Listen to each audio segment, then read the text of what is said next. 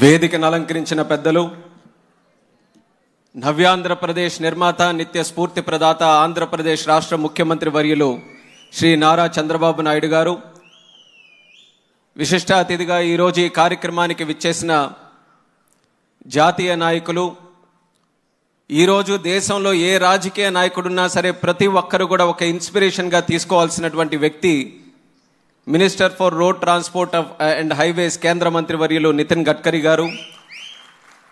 అలాగే మనందరికీ కూడా పోరాటం ఏ రకంగా చేయాలి, పోరాటం చేస్తూ ప్రజల పక్షాన ఏ రకంగా నిలబడాలి, ప్రజల పక్షాన నిలబడుతూ ఆ కార్యక్రమాలని విజయవంతంగా ఎలా నడిపించాలని నిత్యం స్ఫూర్తిని అందిస్తున్నటువంటి నాయకులు ఉప ముఖ్యమంత్రి వర్యులు పవన్ కళ్యాణ్ గారు, నా సహచర మంత్రివర్యులు స్థానిక పార్లమెంటు సభ్యులు పెమ్మసాని చంద్రశేఖర్ గారు, అలాగే భూపతిరాజు శ్రీనివాసరాజు వర్మ గారు, అలాగే రాష్ట్ర మంత్రివర్యులు బీసీ జనార్దన్ రెడ్డి గారు, సత్యకుమార్ యాదవ్ గారు, వేదికను అలంకరించినటువంటి పార్లమెంటు సభ్యులు, శాసనసభ్యులు, అధికారులు, నాయకులు, ఈ యొక్క కార్యక్రమానికి విచ్చేసినటువంటి సోదర సోదరిమణులకి, మీడియా మిత్రులకి అందరికీ కూడా నా హృదయపూర్వకమైనటువంటి నమస్కారాలు తెలియజేసుకుంటున్నాను. ఈరోజు మనందరికీ కూడా రాష్ట్రంలో ఉన్న ప్రతి ఒక్కరికి కూడా శుభదినం. నా ముందు మాట్లాడినటువంటి వ్యక్తులు కూడా చెప్పారు, అన్నదాత సుఖీభవ పిఎం కిసాన్ సమ్మాన్ నిధి యోజన ద్వారా చేసినటువంటి బ్రహ్మాండమైనటువంటి కార్యక్రమం. కూటమి ప్రభుత్వం ఏర్పడక ముందు రైతుల దగ్గరకు వెళ్ళి ఏ హామీ అయితే ఇచ్చామో ఆ హామీ నిలబెట్టుకున్నటువంటి రోజుగా ఈరోజు రాష్ట్రంలో ఉన్నటువంటి ప్రతి రైతు ఆనందంగా ఉండే విధంగా ఆ కార్యక్రమాన్ని ఈరోజు చేయడం మనందరికీ కూడా చాలా శుభసూచకం.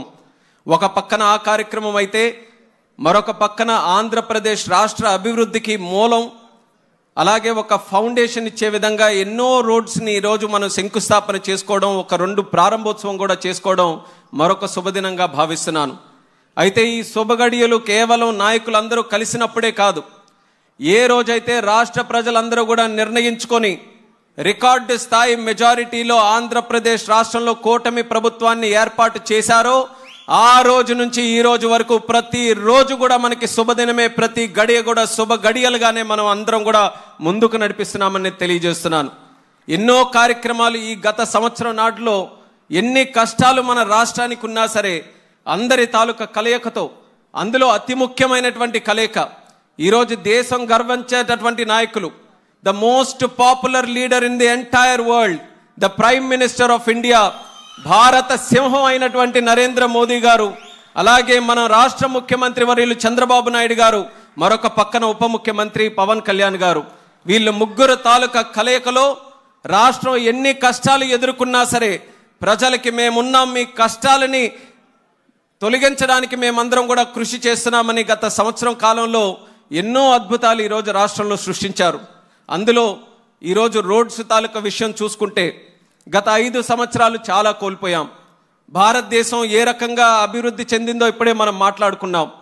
సుమారు 12 కిలోమీటర్లు ఒక రోజు హైవేలు దేశంలో నిర్మించబడుతుంటే 10 సంవత్సరాలు నితిన్ గడ్కరీ గారు ఆ శాఖని ముందుకు నడిపించిన తర్వాత సుమారు 30 కిలోమీటర్లు ప్రతి రోజు కూడా హైవేస్ నిర్మించే స్థాయికి తీసుకొని వెళ్ళారు. 53,000 కోట్లు 2014లో రోడ్ ట్రాన్స్పోర్ట్ తాలూకా బడ్జెట్ ఉంటే దాన్ని 6 రెట్లు పెంచి సుమారు 3 లక్షల కోట్ల రూపాయల బడ్జెట్ వరకు తీసుకొని వెళ్ళినటువంటి నాయకుడు మన నితిన్ గడ్కరీ గారు. దాని తాలూకా ఫలితం దేశంలో ఉన్నటువంటి ప్రతి రాష్ట్రం కూడా పొందింది.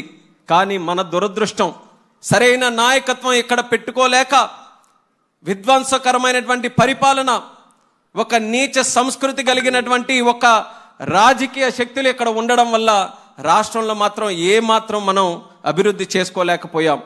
కానీ ఇప్పటికైనా ఒక శక్తిగా ఏర్పడినటువంటి ఈ కూటమి ప్రభుత్వం మళ్ళీ ప్రతి ఒక్క విషయం మీద కూడా దృష్టి పెట్టి కేంద్ర ప్రభుత్వం తాలూకా సంపూర్ణ సహకారంతో ప్రతి ఒక్క ప్రాజెక్టును కూడా ముందుకు నడిపించే స్థాయిలో నడిపిస్తున్నాం. ఒకప్పుడు పోలవరం జరుగుతుందా లేదా అన్నటువంటి అనుమానం ఉండేది.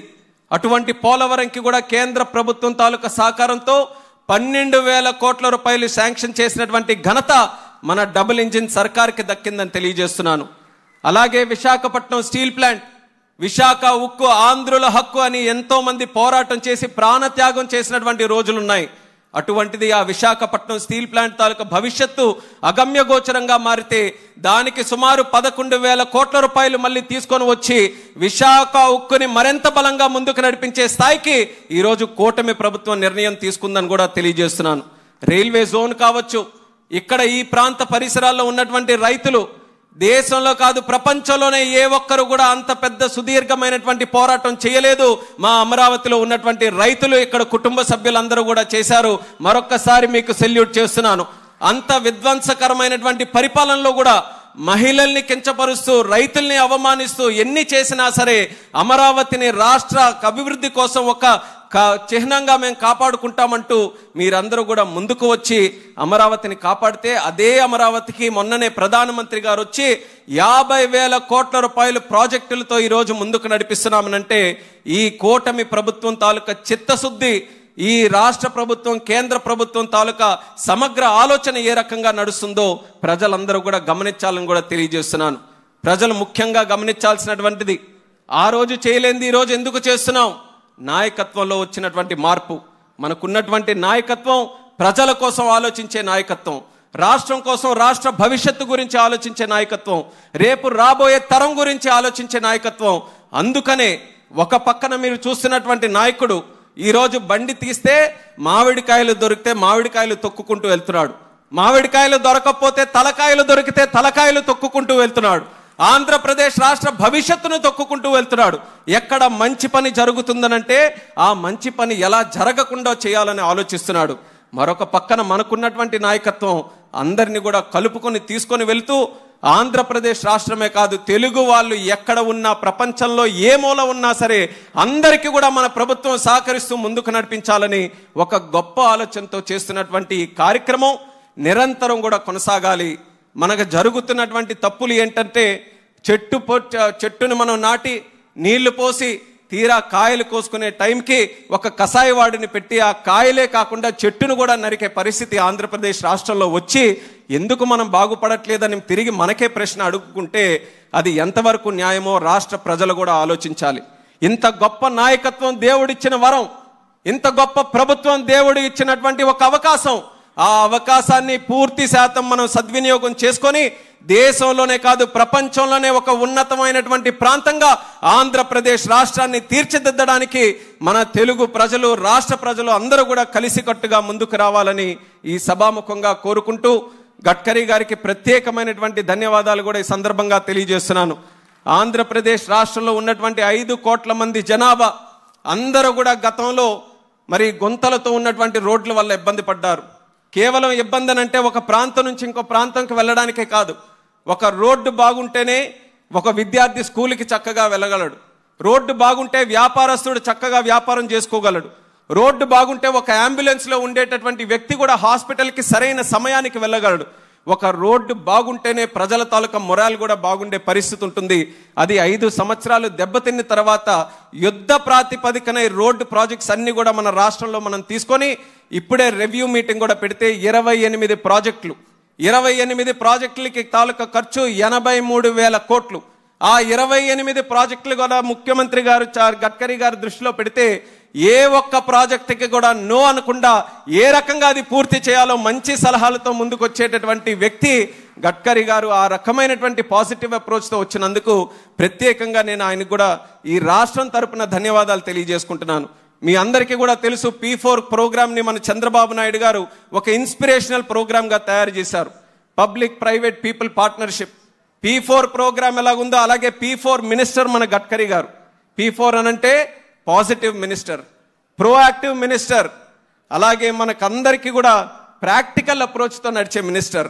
పాజిటివ్, ప్రోయాక్టివ్, ప్రాక్టికాలిటీతో పాటు 4వ P పీస్ఫుల్ మినిస్టర్. ఎప్పుడు కూడా ఆయన ఎవరి మీద అరిచేది ఉండదు, ఎవరి మీద ఆగ్రహం అయ్యేది ఉండదు. కేవలం వాళ్ళ పార్టీ అనో లేకపోతే వాళ్ళకి చెందినటువంటి నాయకులనే కాదు, ప్రతిపక్షం వాడు వచ్చినా సరే వాడిని గౌరవించుకొని ఆ విషయం ఏంటో తెలిసి ఆ విషయం నేను ఎలా పరిష్కరించగలనని ఆలోచించేటటువంటి మంత్రి మన నితిన్ గడ్కరీ గారు అన్నది మరొకసారి గర్వంగా ఈ సందర్భంగా తెలియజేస్తున్నాను.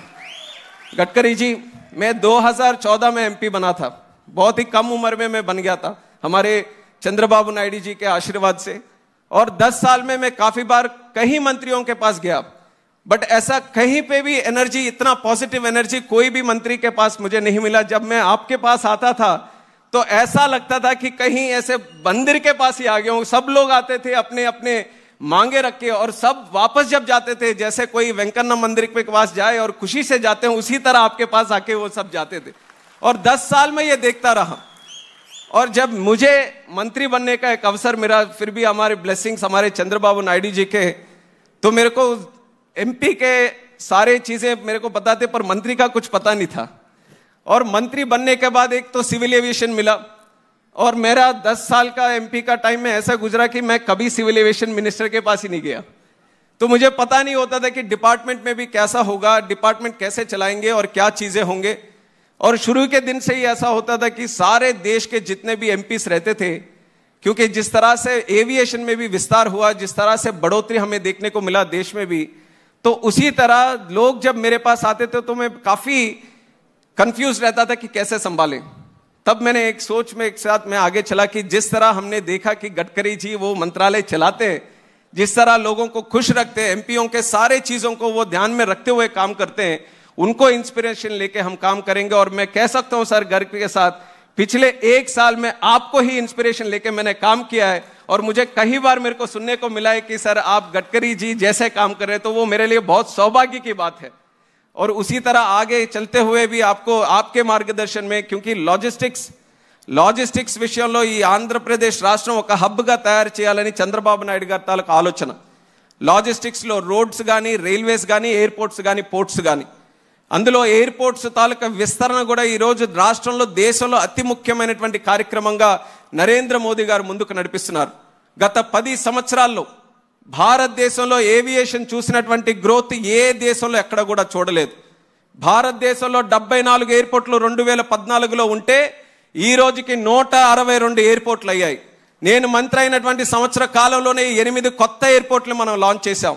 ఆ రోజు 2014లో ఎంతమంది ప్రయాణికులు ఉండేవారో దానికి 2 ప్రయాణికులు ఈ రోజు మన భారతదేశంలో తిరుగుతూ ఉన్నారు. అలాగే మనం చూసుకుంటే ఎయిర్ క్రాఫ్ట్ల తాలూకు సంఖ్య కూడా ఈ రోజు డబుల్ అయ్యింది. ఆ విజన్తోనే ఈ రోజు చంద్రబాబు నాయుడు గారు ఒక లాజిస్టిక్స్ హబ్లో మన ఆంధ్రప్రదేశ్లో ఉన్న ఎయిర్పోర్ట్లు కూడా మనం పెంచాలి, రోడ్డు నెట్వర్క్ విస్తృత చేయాలి. మనకి ఏదైతే తీర ప్రాంతం ఉందో అందులో ఉన్నటువంటి పోర్టులను కూడా మనం సద్వినియోగం చేసుకొని గేట్వే ఆఫ్ ఇండియా లాగే మన ఆంధ్రప్రదేశ్ రాష్ట్రాన్ని మనం తయారు చేయాలని ఒక మంచి ప్రణాళికాబద్ధంగా ఆయన అడుగులు ముందుకు వేయడం జరుగుతుంది. రాష్ట్ర ప్రజలకి మరొక్కసారి సభాముఖంగా తెలియజేసుకుంటున్నాను, విధ్వంసం చేయడం, చెట్టులు నరకడం, తలకాయల మీద కార్లు నడిపించేయడం, ఇవన్నీ కూడా చాలా సునాయాసంగా చేసేటటువంటి పనులు. కష్టపడడం, చెమటోడ్చడం, ప్రతిరోజు కూడా ప్రజల కోసం అహర్నిశలు కష్టపడడం, ఎంత వయసు వచ్చినా సరే ఉత్తేజంగా, ఉల్లాసంగా ఈ రాష్ట్రం కోసం అహర్నిశలు కూడా కృషి చేయడం, అది ఒక మహానాయకుడు ఉండాల్సినటువంటి లక్షణం. అది మన చంద్రబాబు నాయుడు గారికి ఉంది. అటువంటి నాయకుడిని మనమందరం కూడా ఒక అదృష్టంగా మనం తీసుకొని ఈరోజు జరుగుతున్నటువంటి కార్యక్రమంలో ప్రతి ఒక్కరు కూడా సపోర్ట్ చేసుకుంటూ ఆంధ్రప్రదేశ్ రాష్ట్రం, మన తెలుగు జాతి ఎప్పుడు కూడా నెంబర్ 1గా ఉండడానికి ప్రజలు నిత్య సహకారం, నిత్య ఆశీర్వాదం అందించాలని మళ్ళీ సభాముఖంగా తెలియజేసుకుంటూ ఈరోజు ఈ కార్యక్రమం ఈ ప్రాంతంలో అటెండ్ అవుతున్నందుకు నాకు ఎంతో ఆనందంగా ఉంది. ఈరోజు జరుగుతున్నటువంటి ప్రోగ్రామ్స్ కూడా కేవలం ఒక ప్రాంతానికి చెందినటువంటివే కాదు. మన శ్రీకాకుళం జిల్లా నుంచి అనంతపురం వరకు ఎన్నో రోడ్లని ఈరోజు మనం కలుపుకుంటూ చేసుకున్నాం. అలాగే భవిష్యత్తులో కావాల్సినటువంటి రోడ్లు మా ప్రాంతంలో ఉన్నటువంటి మూలపేట పోర్టుకి ఎంతో కాలం నుంచి అనుకుంటున్నాం, తీర ప్రాంతం నుంచి ఒక బీచ్ రోడ్డు ఉండాలని. చంద్రబాబు నాయుడు గారు 10 సంవత్సరాల క్రితమే ఆలోచించారు, కానీ అవకాశం రాలేదు. అటువంటి రోడ్డులకి కూడా ఈరోజు డిపిఆర్లతో ముందుకు నడిపించి మనకి అతి శరవేగంగా ఈ ప్రాజెక్టులన్నీ కూడా పూర్తి చేసే విధంగా కేంద్ర ప్రభుత్వం, గడ్కరీ గారు అందరూ కూడా సహకరిస్తున్నారు. ఒక మంచి పాజిటివ్ అప్రోచ్తో ఈ యొక్క ఎన్డీఏ కూటమి ప్రభుత్వం ముందుకు నడుస్తుంది. దానికి ఆశీర్వదిస్తున్నటువంటి ప్రతి ఒక్కరికి కూడా మరొకసారి ధన్యవాదాలు తెలియజేసుకుంటూ మీ అందరి దగ్గర సెలవు తీసుకుంటున్నాను. జై హింద్, జై జన్మభూమి.